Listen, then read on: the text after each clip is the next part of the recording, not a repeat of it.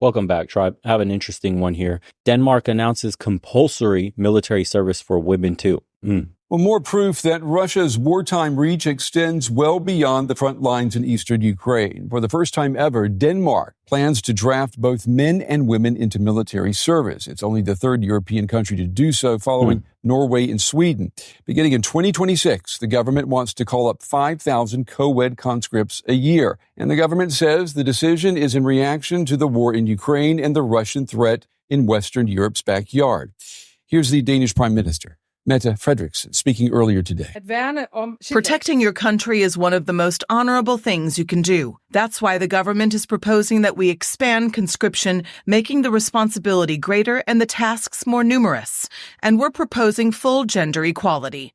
We have no doubt that increased gender equality will create a more modern and diverse defense that reflects the times we live in. Well, I'm joined now by Anna-Sophie Alarm. She's a Danish lawyer, author. So feminists got the ultimate W. They have full equality now, at least in the Scandinavian countries, I should say, and soon to follow probably the rest of Europe because they're scared shitless of what's going on in Russia and Ukraine. They don't have any men that want to join, enlist voluntarily. Now they got to up the ranks by enlisting women. We already know they can't perform as well as men. America, the military industrial complex, literally did studies worth tens of millions, if not hundreds of millions of dollars on female units, male only units, and mixed units of female and male. The all male units outperformed all of them. When you introduce women in combat roles, not only does efficiency go down, but effectiveness goes down because just introducing men and women together, especially, oh my God, she's pregnant on the front lines. Oh my God, focus is being thrown off because sexual tension, and it's there. We're animals. To act that we're different or don't have these instinctual inclinations brought to you by Mother Nature is what's leading us into all this depravity, this degeneracy, all these imbalances in society today. We're trying to act like we are not creatures like every other that exists on this planet and that we're somehow special. We're not. We have needs. We have wants. We have instinctual desires and drives. And if we don't start acknowledging that this is a reality of the human condition, then society is going to keep crumbling on around us. We can't keep pretending. Now they're drafting women. Are there positions women can do in combat roles like snipers, reconnaissance, stuff like that? I'm sure there is, but we're talking frontline soldiers, boots on the ground in the trenches. You got a guy that just got his leg blown off. You got to carry a 200 plus pound man. You're a 110, 20, 30 pound woman. It's not going to happen. On top of the gear you're wearing. Come on, man. This is crazy. This is where we are in the world today to appease wokeness. And let's not even talk about what happens if your unit becomes surrounded and potentially captured. What do you think happens to female soldiers? Do I need to get into those details? This is nuts. And journalist, and she joins us tonight from the capital of Denmark, Copenhagen. It's good to have you with us.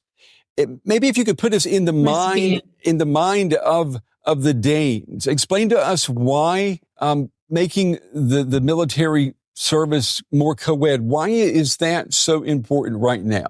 Well, we are in the middle of an effort to really reinvigorate or even maybe reinvent the Danish defense forces. There's been cutbacks for years. There's been a lot of different scandals and trouble within the Danish defense forces. And they also have the problem that it's very difficult to keep their personnel. We have a lot of people leaving again. So this is, in fact, you have to see this as the government's effort to really try and create something entirely new. So it's not just also the female conscription, but it's a much longer conscription than before. Before it was 4 months. Now it's going to be 11 months. And also quite a big boost of money also going into the defense forces, about 6 billion euros over the next 5 years. And I'm wondering why Denmark has had a problem with retention. I mean, why have people been leaving the military? I think it's many different things. Some are organizational, some has to do with salary, opportunities, leadership, but it's quite significant out of a body of maybe 7 to 9,000.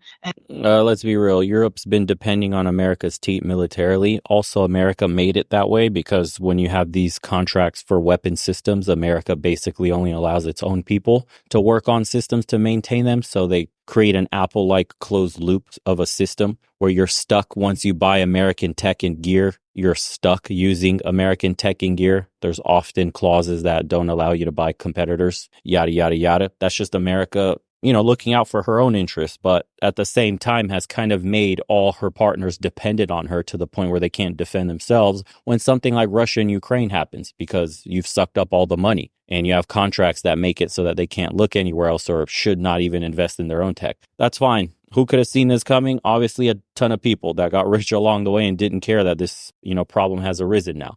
Another aspect is this push for insane amounts of equality to the point where it becomes unequal, to where we treat one side better than the other. And we demonize men in the media. It happens in Western Europe, too, in these countries where they're having problems and need to overhaul conscription because men don't want to fight and die for a country that does not respect and want them. That's the truth. Why go fight in a war when your own country hates you, when your own country says you're a patriarchal pig, when your own country blames all its problems on you, when your own country sees you as the enemy, when they make life hard for you, impossible to find a job, impossible to start a family? What do you have to fight for in a country that treats you that way? Absolutely nothing.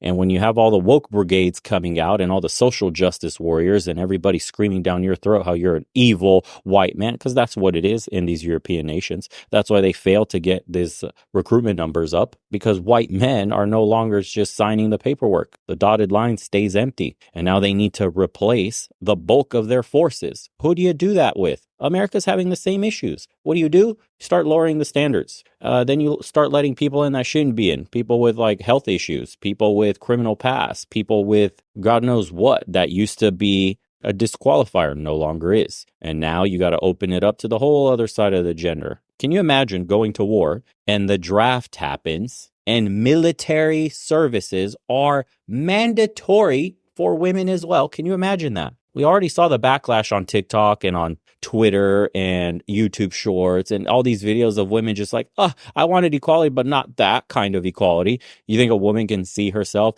The princesses we have today, I bring everything to the table in a ditch, cold, laced with anti-tank mines, smoke filling in the air, men screaming, blood everywhere, the stench of war. You think these queens are going to excel in those conditions? The softest people to ever grace planet Earth. You're going to throw them into a meat grinder of war today. Come on, man. Europe and the West collectively need to get their heads out of their ass. That this life that we live today is only backed by a strong national identity. This whole postmodernist, neo-Marxist molding everybody into a blank canvas that we're all just a construct of human society. It's all bullshit. We are individuals. We are nationalistic. We should be patriotic. I want to see a Germany for Germans. I want an America for an American. I want an England for the English. When I visit Norway, I want to see Norwegians and Norwegian culture. Likewise, when I visit Greece, I want to see Greek culture. I don't want to see a melting pot of people from all over the world. It never works that way. Even America's supposed